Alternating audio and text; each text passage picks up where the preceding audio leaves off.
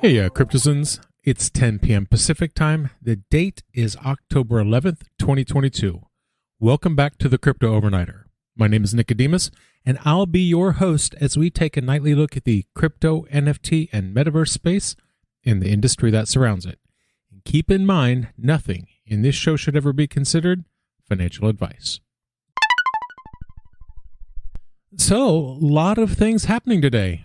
For example, did you know that you can directly Google Ethereum addresses? Because you can now. What this means is that you don't have to go traipsing over to Etherscan to take a look at how much Ethereum a wallet is holding. Han Hua at Google Ventures tweeted the news out saying, quote, "Well done. Blockchain address is now available in Google search." Now, I've tried it on a couple of addresses that I have, and it's worked both times. That apparently is not a universal experience. Some people have reported addresses that did not show. So it is kind of nice, I guess. It does save you that trip to Etherscan. However, the data returned is pretty limited in scope. It's just the total number of Ethereum at that address. So it's not going to replace the information you would get from Etherscan, at least not yet. This is kind of like that panda bears for the merge. Do you remember that? If you did a search for Ethereum merge back before the merge happened, they had this cool little thing that showed how long until the merge, and it had these two bears that were running into each other, getting closer as the merge approached. And then when the merge happened, they merged into a panda bear.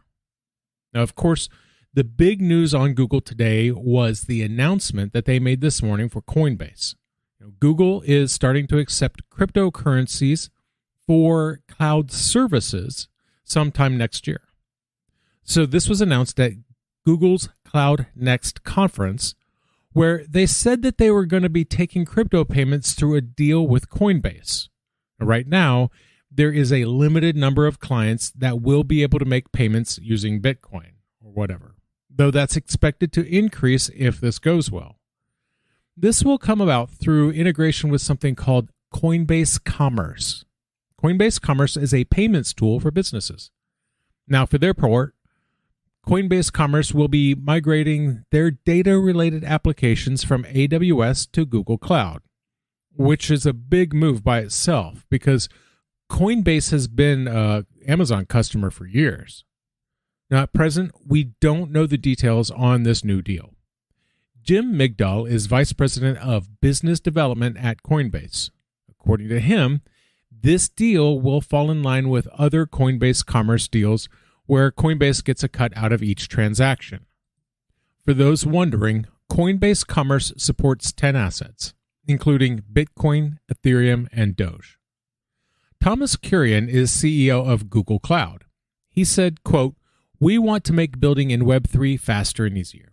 And this partnership with Coinbase helps developers get one step closer to that goal." Shares of Coinbase shot up 6% on the news, trading at $71.32. Their CEO, Brian Armstrong, said, quote, "We could not ask for a better partner to help execute our vision of building a trusted bridge into the Web3 ecosystem." Now, all of this doesn't guarantee anything for the long term because you've got like PayPal is out there. And granted, right now, a lot of people aren't trusting them very much, but they do already have a crypto-integrated business system payment model. Now, we haven't really heard a lot out of Google where crypto is concerned lately, despite having two stories in one day. But that's not surprising. Google hasn't always been a friend to crypto. Now, how long ago was it a crypto exchange couldn't even advertise on Google? Well, now they've set up a deal with Sky Mavis. They're setting themselves up to run a validator node on the Ronin network. Frankly, I expect we're probably going to see more moves just like this one. Coinbase and other exchanges have already positioned themselves well to become the new intermediaries between institutions and crypto.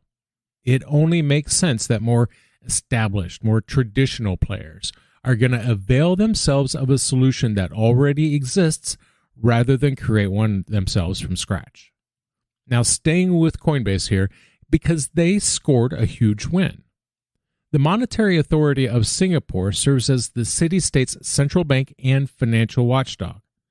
Well, Coinbase has been granted in-principle approval for a digital payment token license, receiving regulatory authority to offer payment services in Singapore. What that means is that they can offer digital payment products and services that are regulated under Singapore's Payment Services Act. And keep in mind, Coinbase has been working at this for a while now. They've been playing the long game and are going to reap the rewards. Here's what I mean. So Coinbase first set up a tech hub in Singapore back in November of last year. They set up shop with around 100 employees in the country. And that may have been what made the difference, because not everyone who applies is successful in getting regulatory approval from Singapore. Crypto.com has, Luno has, but Binance Singapore had to withdraw their application. But it's not just Binance either. According to Nikkei Asia, 100 of 170 license applications were denied, and that's just the ones who were denied. That doesn't include applications that were withdrawn or abandoned. Just 17 companies have been granted a digital payment token license, which has led some critics to complain that the licensure process is too difficult. That said, the agency promised to be, quote, unrelentingly hard as a regulator on crypto. Hassan Ahmed is CEO of Coinbase Singapore. He is also Coinbase's regional director for Southeast Asia. And it's his view that Singapore is a key institutional market due to the fact that businesses in the area are starting to gain exposure to crypto. Coinbase had been planning on offering services under an exemption. However, Ahmed said that they were going to take this new opportunity and partner with some local businesses to offer more in terms of what they can do with fiat currency. He said that they were partnering with local industry to campaign for fair laws from regulators, and they've established a flow of information to a youth-oriented nonprofit, mentoring them as far as career advice goes. He said, quote, we collaborate with industry associations to promote dialogue with policymakers and ensure balanced regulations and a pragmatic approach to regulatory framework for digital assets. The news for another exchange was not nearly as well received today. Bittrex has entered into a settlement with FinCEN to take care of any liability with the Office of Foreign Assets Control. And so all this comes from the Bank Secrecy Act. The Treasury Department's Financial Crimes Enforcement Network and OFAC entered into enforcement actions against Bittrex, allegedly for violating sanctions programs and reporting requirements. So, in an announcement that came out on October 11th, Treasury announced that the agreement with Bittrex, saying that the exchange agreed to a $24 million settlement to clear up those violations of, quote, multiple sanctions programs. See, Bittrex didn't stop individuals in Cuba, Iran, the Sudan, Syria, and the Crimean region from conducting roughly $263 million in crypto-settled transactions. These transactions allegedly took place from 2014 to 2017. So, Treasury said that Bittrex didn't use available location data to screen users in sanctioned countries using their IP addresses. And that meant Bittrex was facilitating transactions with sanctioned parties. Andrea Gacki is the director of OFAC. She said, quote, when virtual currency firms fail to implement effective sanctions compliance controls, including screening customers located in sanctioned jurisdictions, they can become a vehicle for illicit actors that threaten U.S. national security. And so it wasn't just OFAC. FinCEN also had their own enforcement actions going at the same time. And it's a similar thing. FinCEN said that Bittrex failed to maintain an effective AML program for a period between 2014 and 2018. They said that resulted in, quote, significant exposure to illicit finance through privacy coins.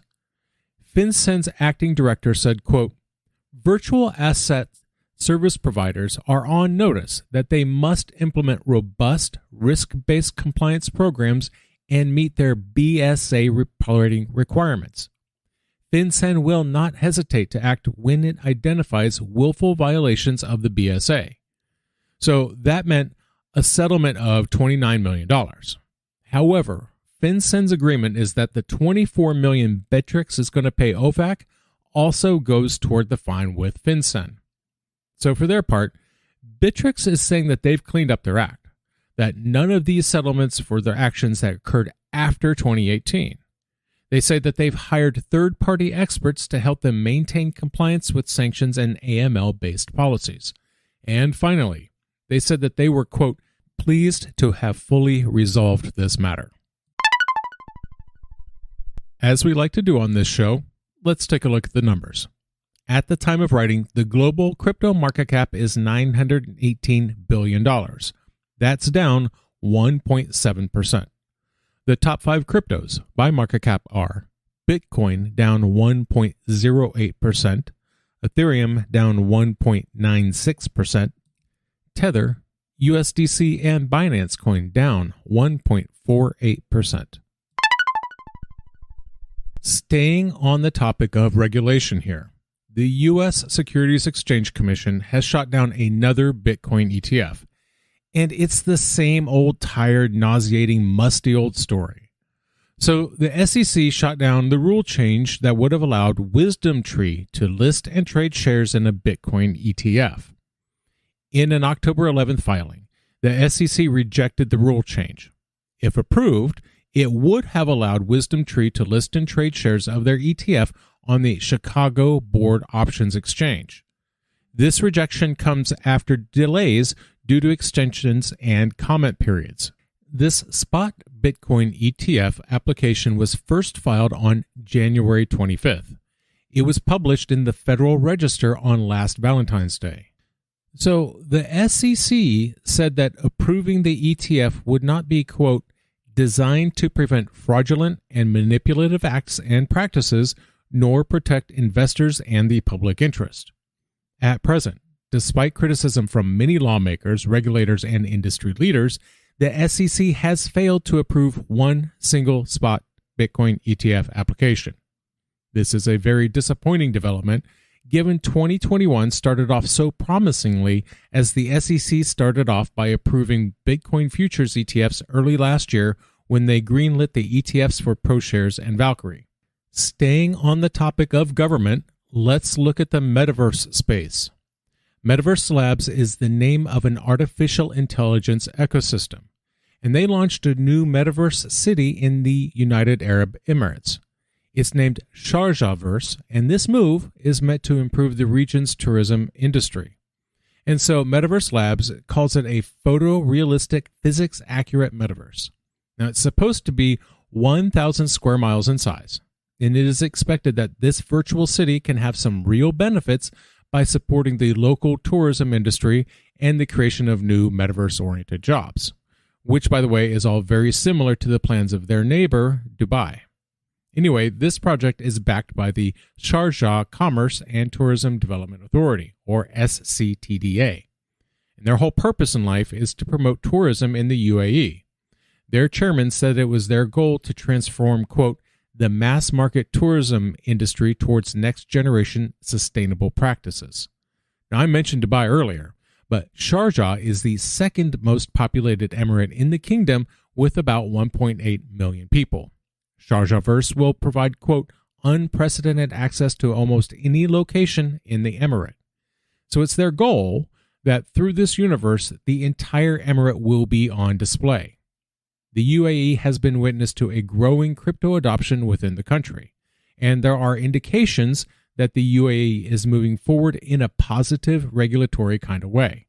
Their Securities and Commodities Authority is working on their own crypto licensing legislation. Staying on the topic of government and the metaverse, we have this story about the Bored Ape Yacht Club, because our Securities and Exchange Commission is looking into the NFT collection.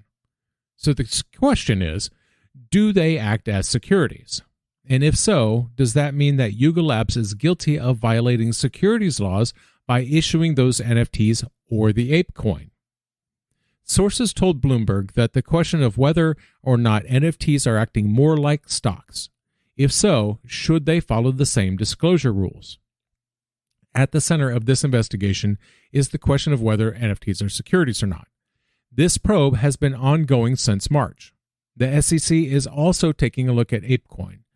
ApeCoin is an Ethereum-based utility and governance token. It was issued to holders of the Bored Ape Yacht Club, Mutant Ape Yacht Club, and Bored Ape Kennel Club NFT collections. And the coin acts as governance for ApeCoin DAO and the Ape Foundation. For their part, Yuga Labs said that they're cooperating with the SEC. Quote, "It's well known that policymakers and regulators have sought to learn more about the novel world of Web3. We hope to partner with the rest of the industry and regulators to define and shape the burgeoning ecosystem. As a leader in the space, Yuga is committed to fully cooperating with any inquiries along the way." Now, let's turn our attention to Binance news.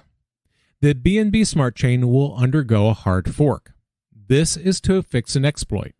We covered it here recently as the Binance smart chain was drained of around $100 million.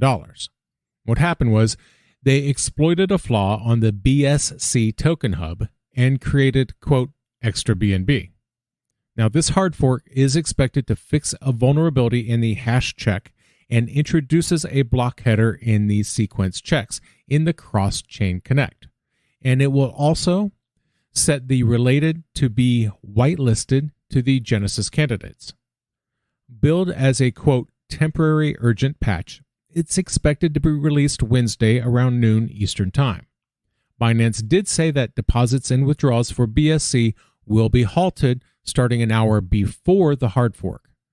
The network will be restarted once it's been deemed to be stable. Normal users aren't expected to be affected by this change. That said, node operators will have to follow a few steps, such as stopping the node if it's already running and replacing the node's software with a new binary file. And we're going to call it here for the night. I want to thank you, my listeners, because when you stop listening, I will stop talking. We'll see you tomorrow night.